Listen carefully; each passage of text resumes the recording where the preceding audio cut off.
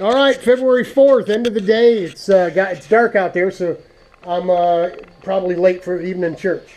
We had a visiting preacher this morning, so I'm not in a big hurry. We watched him this morning. I ain't in a big hurry to go listen to a visiting preacher, but he's good and everything, but he's not our guy, so we like our guy. Messed around a little bit. We were dealing with the little CR80 a little bit. We got a reed cage coming. It'll be here tomorrow. eBay, $22, piece of cake. New reeds on it and a reed cage. It's OEM. It's not the V-Force or nothing, but we found a couple of nuts and bolts that are missing. All the cylinder nuts are missing, and a couple water pump cover bolts. So a piece of cake. We can buy those on eBay too. The nuts, I'll just buy new ones. They're flange nuts, no big deal. Missing a bolt here for the I don't know if it's a regulator or what that thing's called. Garage door seal, we'll be working on that this week because it's going to be relatively warm. Worked on this a little bit leading up to this weekend. Saturday was the OVKA swap meet, so we found a guy that had the Nerf bars, used pods. I couldn't make it, but Joe Wallace was going. Thanks, Joe. Appreciate it. I'm going to buy us some pizza. I'm going to meet you next week. And with Patrick, too. Patrick, tell your buddies, the Brashers, we'll all gather up at the pizza joint there in Monroe, and I'm going to pick up my stuff from Joe. So this cart going to come together, I think, a lot quicker than this one is, because this one still needs to be, once it's mocked up, and everything fits right, cut, welded, and all that stuff, then it's all got to come down, be stripped and painted and a whole bunch of. So this one, we'll work on it, but it ain't going to be ready for April. This one could be ready for April. We'll just have to wait and see what happens. Cleaning the place up a bit. Overwhelmed with no bench space, nowhere to hold something and cut and grind and weld on it or whatever. Especially with working with this plastic stuff, having to alter it a little bit. I'm going to show you. You can't hardly hold on to these things with one hand. They got a mind of their own. They just take right off, see? You can see where I cut these pieces out, where it's standing up off the surface of the nose to clear the front elbows of this bumper here. A little problem with this little apparatus that the bumper fits in here, and the porch of the cart goes here. This is for smaller tubing, more like this size tubing. The bottom is more for this size tubing. So I don't know if they put it on upside down. I don't know, but it won't clamp down tight. So I got to open this up. We'll just get a little barrel sander in here, hit those real quick, so it fits over top of the bigger tubing. We'll be good to go. But that, not having anywhere to work on that, kind of led me to emptying all the boxes. I know it looks like, oh, you still got boxes up there. Listen, man, I put 6 more boxes up there. Packed up all the cabinets today, what I wanted in each one and all that kind of stuff. So that's pretty much done.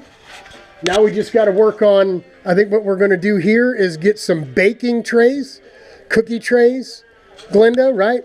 That'll fit in here, about 12 inches wide and 25 inches long, 22 inches long. And so we can put containers of metal scrap, and then we can just pull it back and forth, right? Like a drawer, and then still have our bench out here to work on.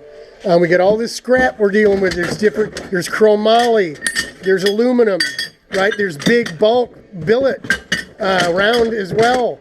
We got all kinds of different pieces, sheet metal. So we want to have different spots for different material, and I like to have it all here because this is where it's all going to happen. All the cut, grind, and welding is going to happen right in here. And so of course up top, not going to have boxes, but we will have some stuff up here too. That's why we built it. So moving along, I just figured I really wanted to start working on a go-kart out here, but hindsight's 2020. I wasn't ready. The place isn't ready. And so we got to go back to, we got to get a seal on the garage door this week while it's a bit warm. We had to get these boxes and stuff packed, put up, remove the boxes, get them out of here. We need to keep going with that. We need to hang some lights. And I think I fixed our problem, our short term anyway. These strings of miniature lights, super bright, clear white lights, like Christmas lights. Sherry, you can see They boxes. I think she paid $1 a piece for these things. These two, right? Super bright lights. For now, because they plug in end to end, I can go right from an outlet on that far wall behind the cabinet there, and just run them back and forth up here, and run one down each side.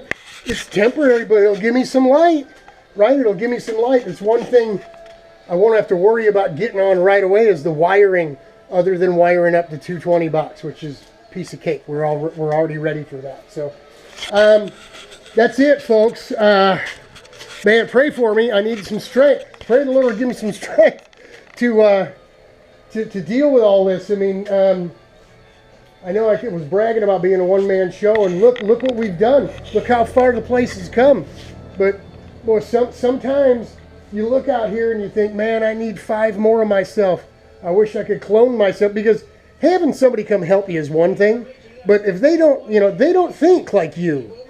If they could read your mind, they could do whatever you want them to do or want done, and they wouldn't have to ask.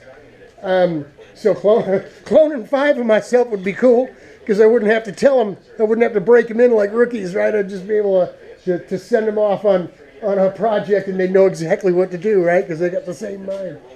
But it's tough. It really is. And trying to work on this thing here and not even having anywhere to hold on to it. And it's hard to hold on to begin with.